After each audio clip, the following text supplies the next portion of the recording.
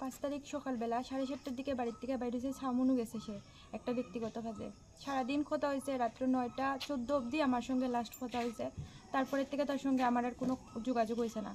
সে এতটুকু কইছে যে আমার মোবাইলে চার্জ নেই। তারপরের থেকে মোবাইলটা সুইচ অফ, এখন অবধি সুইচ অফ। আমি রাত্র 12টা অবধি অপেক্ষা করার পরে থানাতে গেছি, কিন্তু রাত্রে তারা কোনো কমপ্লেন নিছে না।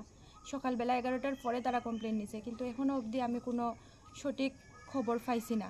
তো আমি চাই আমার হাজব্যান্ড যাতে অক্ষত অবস্থায় খুব তাড়াতাড়ি আমি খুঁজে পাই, এটার লেগে আমি সবার কাছে রিকোয়েস্ট করতেছি। যে সাউনুতে গেছলো তাই কি একাই গেছলো না? একাই গেছলো, আর তাই একাই গেছলো।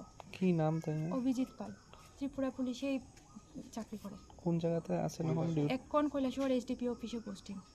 আপনার নাম কি? আমার নাম ঋতুপর্ণা পাল। আপনার ছেলে মেয়ে আছে? একটা মেয়ে আছে 7 বছর। এখন কি চান? এখন কি চাই বলতে কি, আমি তো আজকে 3 দিন হয়েছে কোনো খবর নাই। আমি চাই যত তাড়াতাড়ি সম্ভব তারে খুঁজিয়ে বাইর করা হোক, যাতে সে সুস্থ অবস্থায় আমার কাছে আবার ফিরে আয়।